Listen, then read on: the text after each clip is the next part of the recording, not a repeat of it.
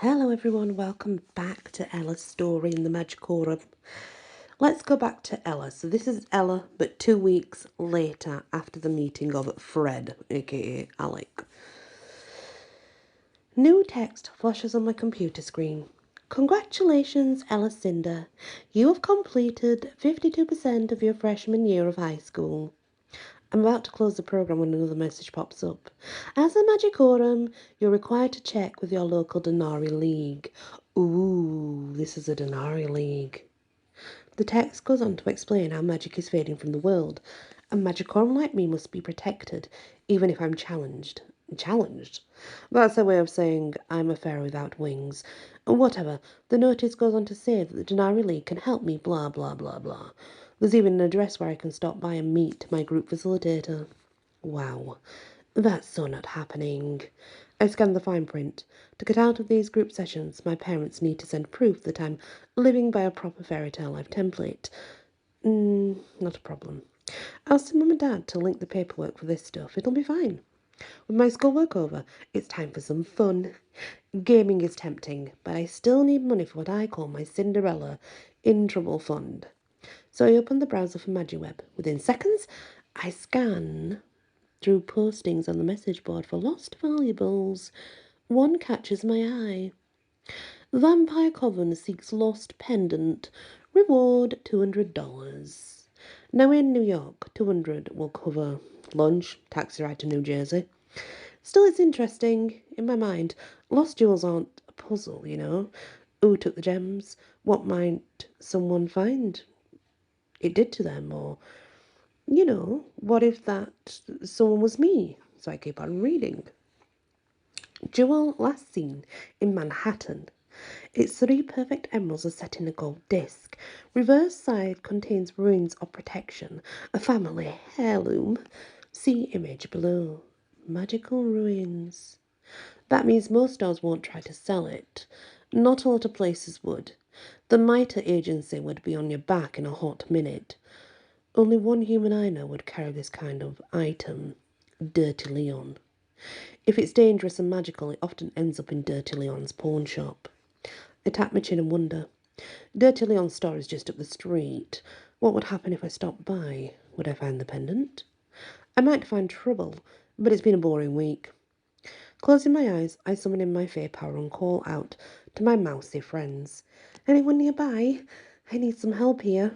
A minute later, one of my favourite animal buddies skitters across my desk. It's Gustav, the mouse. He's a little grey guy with big eyes like black marbles. He sits back on his haunches. Do I look fat to you? Asks Gustav. I shake my head. I'm not having this conversation with you again. So I'm fat. You are a sleek and gorgeous marsupial. Gustav needs some fresh compliments. I have to look up new words online in my spare time. Gustav runs his little hands over his pointed nose. Thank you. I tap the computer screen. You see this pendant? I think it may be at Dirty Leon's. Can you go check it out? Gustav sighs. I'm not sure. I'll get you some Cheerios. And a candy bar. Now you're just getting greedy. How about we work out another outfit at Halloween? I made Gustav wear a tiny shirt 4 years ago. He still lives in terror of it, considering that he believed it to be it showed off his, I don't know, let's say, love handles. I'll go. Gustav skitters off towards the window. Once Gustav is gone, the door behind me swings open. The scent of roses and rotting leaves wafts in my room. Only one person carries that particular stench. Marchesa. I quickly click back from the Magiweg to my online classes. The less Marchesa knows about my actual interests, the better. Don't mind me, she says. Like always, she wears a fitted black dress. I'm just dusting. Marchesa then raises her dust cloth as evidence. Totally believable. In another universe. After that, Marchesa does zero in the way of actually removing anything that looks like dust from anywhere in my parents' office. Instead, she checks behind chairs, scans inside for filing cabinets, and generally snoops around. No question what she's here looking for. It's not here, I say.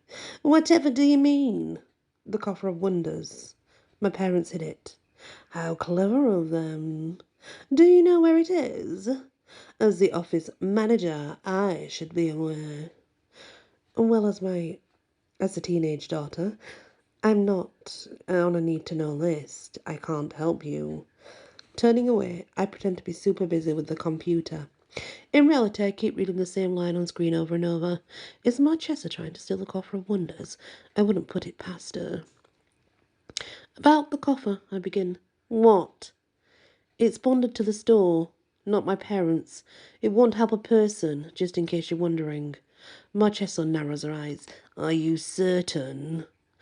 The animates want to keep Cinder going.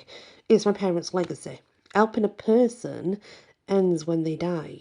Cinder can go on forever. That's why the coffer is aligned to the store. I keep scrolling on the screen, up and down. I'm actually reading stuff of, fuming about Marchesa right now. I mean, what's she really up to? Kokivo told me about it. Marchesa pauses. For a moment I think she might leave. No such luck. Marchesa drags a rolling chair to my side. Uh-oh. This is going to be one of her talks. And sure enough, Marchesa leans into my personal space. Since we're alone, I'd like to have some girl time. Sorry, I put on a disappointed face. No can do. I have really important school stuff I'm working on. Like what? Tests, reading, school.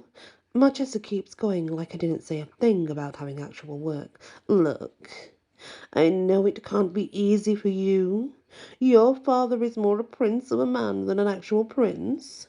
Marchesa gets a dreamy look in her eyes as she says that prince of a man. Ew. Meaning Daddins isn't rich, got it. Your mother could have been the Cinderella of her own life story.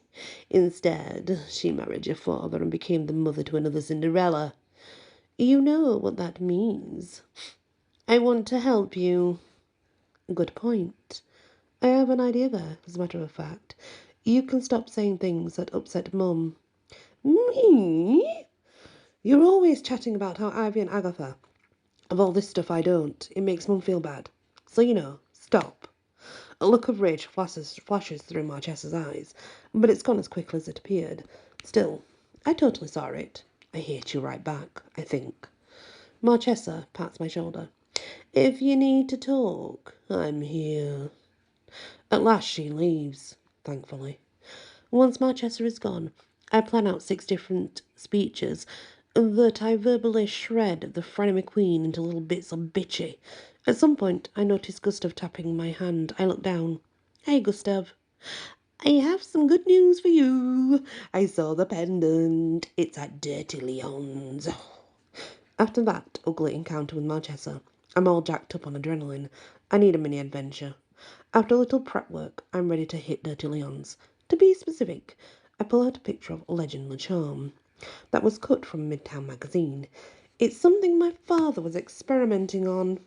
To be specific, Dad was testing out a new enchanter spell. He wasn't totally happy with the results, so Dad chucked it in the trash. Whereupon, I rescued the pic, and now I have the perfect opportunity to use it. And that is the next part of our lovely Ella. So, if you didn't get it, that email that came through is for the Denari League, where obviously she will meet Briar Rose. So this is going in the right direction. I'm loving that it is. So when we come back, we'll continue with Ella and see what happens when she gets to Dirty Leon's. Interesting name. Many blessings.